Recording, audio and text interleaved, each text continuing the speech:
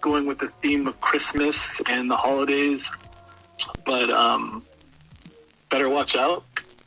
The horror Christmas movie, which I love, and I think it's super underrated. And I know you guys covered it like episode 143 because I just listened to it like a couple days ago. So if you haven't seen it, go watch it. I think it's like streaming everywhere, literally for free, like Pluto, Peacock, Tubi, Crackle, and then come back and listen to the episode. But yeah, very underrated horror movie and takes place during Christmas. So what more can you ask for right now? Damn, thanks for that plug.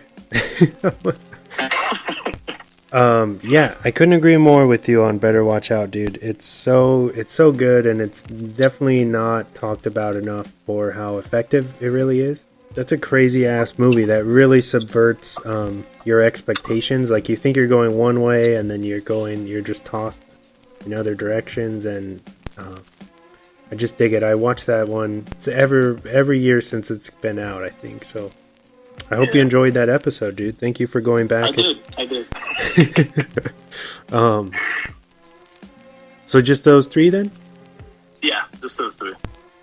Okay, so since I already said it, I wanted to talk a little bit about Bruised. Basically, it's about Halle Berry's character is like this former MMA star. Her name is Jackie Justice, and she's kind of just like trying to reintegrate into society, like as a normal person, where nobody recognizes her anymore, and just like her life is kind of going down the drain and whatnot. And it's this kind of classic tale, but through the eyes of MMA, like of redemption. You know what I mean? And it works, and she's fucking heartbreakingly good. So Bruised, yeah, on Netflix. I enjoyed it. I wasn't sure if it was gonna be as good as I wanted it to be, if that makes sense, but it did. It left me feeling satisfied at the end. So a lot of like a great family dynamic, and it's very convincing. And I liked that it was like not boxing. It was basically like Girl Fight for the MMA world. Oh, okay. If you've seen Girl Fight with Michelle Rodriguez, yeah, it's filmed very gritty like that, and kind of in your face and indie. But yeah, it's charming and fun, and what a great, much like Dave Franco's debut that we're going to talk about a little later on, what a great debut for Halle Berry. Holy shit. Yeah, definitely got to check that out. I think she's 55 now. And she's in really good shape. I'm just like, what? Like, this is insane. This is nuts. Okay, so Bruised, and then last night I went down the rabbit hole of Showtime.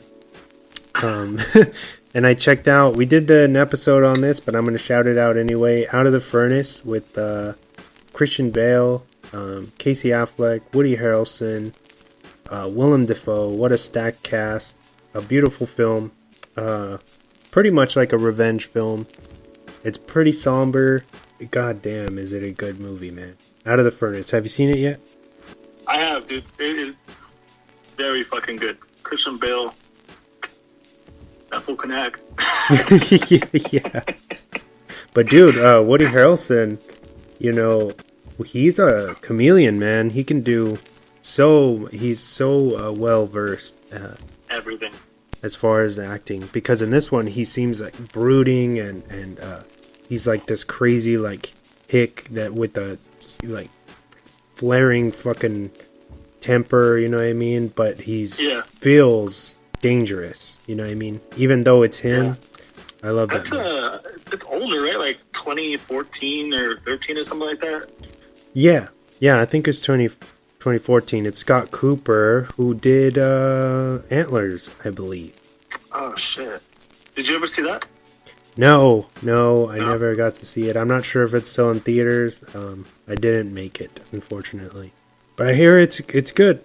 it's a slow burn, but that it's good. It took my sister to see House of Gucci, and that one I did watch in the theater, even though it's getting a lot of heat right now. As we talked about off air, as you were saying, the standout is Lady Gaga is very, very good, as she is the catalyst for everything that happens in the movie, and she's great, man. I hope she gets some Oscar buzz. I haven't heard anything about that yet, but hopefully. I'm pretty sure they all will. 5, 4, 3, 2, 1. And now for the movie focus of the week. So we're talking about The Rental. This week it's rated R. It's from 2020. It's a thriller. It runs at 1 hour and 28 minutes, and it's got a smooth 74 on Rotten. Directed by Dave Franco, written by Joe Swanberg and Franco, starring Sheila Vand as Mina, Alison Brie as Michelle, Dan Stevens as Charlie, Jeremy Allen White as Josh, and Toby Huss as Taylor, the bitch-ass racist.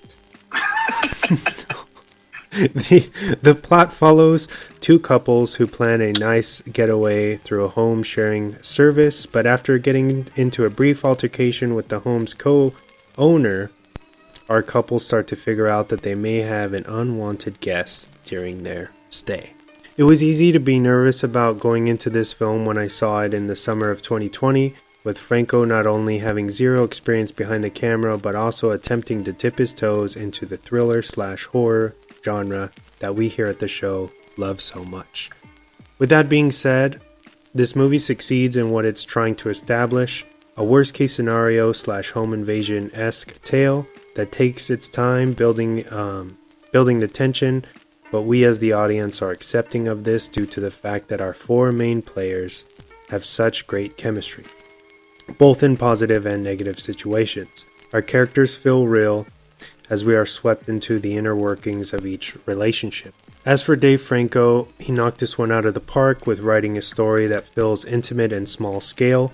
Smart move on his behalf, as he most likely had less to worry about as the film's director. The film's cinematographer, Christian Springer, helped elevate the overall vision with beautiful imagery throughout, setting a chilling and atmospheric tone coupled with the film's ambient but efficient score provided by Danny Benzi and Sonder Jurgens. The film was released in the late summer of 2020, which was a time where most of us were either entirely stuck at home or had very limited activities at our disposal. This rare time in pop culture helped the film in a way as it was able to conquer both the VOD charts and the box office, having its premiere at the Vinland Drive-In Theater in the City of Industry, California on June 18th, 2020. Overall, The Rental isn't necessarily inventing a new subgenre, as there are a few movies out there that have the same kind of voyeurism vibes. However, it's crafted in such a way that feels calculated, mysterious, and with its tone completely shifting within the final act, it will either leave you stunned or incredibly angry. In my humble opinion, this damn sure deserves a watch, and if you'd like to check it out, you can find it now streaming with Showtime. Thank you.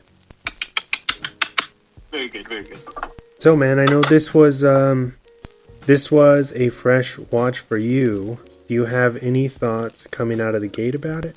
I liked it, dude. I liked it a lot. I had heard very little about it. I knew that it was his directorial debut, and that it came out last year.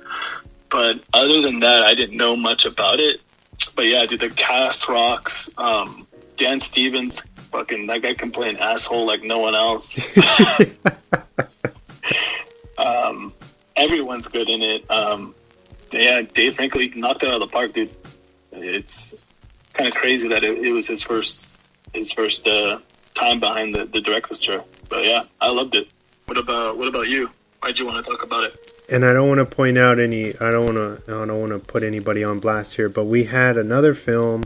So if you listen to the last episode that I did with Chris, we had another film planned with a certain guest who couldn't make it this week. So I had to think on my toes, you know, and come up with something else to do. And I had been wanting to talk about this film in a deeper sense. I've wrecked it a few times since it's come out because it left such a lasting impression on me. You know, and then the same way that it feels kind of surreal that this was Dave Franco, because when you think about him, you think about comedy, you know what I mean, and a certain standard that he's known for. So for him to not only be brave enough to try to do something like this, but to execute it so well, you know, and have such a insanely authentic final product was very impressive. And again, I cannot wait to see what he comes up with next, or if he will, you know, stay in the genre the way that Jordan Peele has, or venture off and do something else. But yeah, like you were saying, this movie definitely plays out for the most part like a character drama, you know? Yeah. As there's not much craziness happening for a long time, but it's more about building your relationship within these two couples and getting to know them through how they interact with each other. And I felt like the movie does that very well, as you do get attached to them. So when they do shitty things, or you know what I mean, it affects you. And then of course when we'll get there later, but when the shit really hits the fan, it's kind of like, what? Like I feel like you forget what type of movie you're set up, like going in, that this is supposed to be. And so you're kind of blindsided in those like last 20 minutes or so with what happens. Yeah, it kind of like, to be honest, like the last, I would say like 25, 30 minutes, it kind of flips the script, and it's almost like, I want to say kind of like slashery. Yeah. With what's going on. Yeah. But yeah, I liked it a lot. Enjoyed it.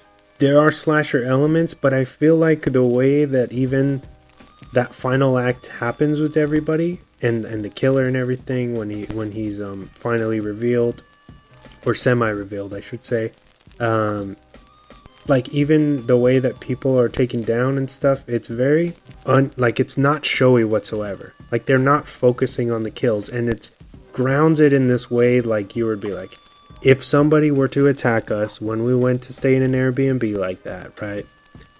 This was how it would be. It would be fast, and you know what I mean, and everything would happen right away, because it does feel rushed, but in the way I felt like that was also, in my opinion, on purpose, because it's like, it's not going to be showy, and they're not going to fucking jigsaw you and like set you up in these crazy traps, you know what I mean? It's just going to be fast and you're done, and then this guy moves on, you know what I mean? Yeah, it's very, very real, or at least I think it feels very real in the sense of, like you were saying, like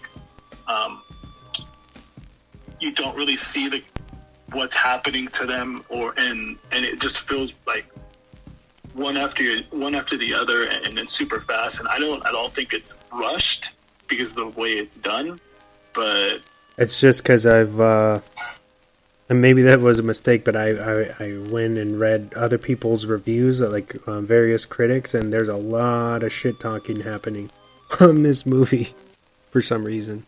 I mean, I think the only thing maybe I could see people saying is that it is like slow. It's a super, you know, like a slow burn, but the payoff is awesome. Yeah, I couldn't agree more. It's insane, you know. And then I really like how it kind of it makes you think that you figured it out, or that it's this kind of standard slasher thriller where you're like, oh, it's totally the fucking guy, the homeowner, Taylor, who obviously had a problem with them. He gets upset because they end up bringing the dog, they find out, they bring the dog to the Airbnb after they you know, they were aware that there was a no dog policy, right? And then the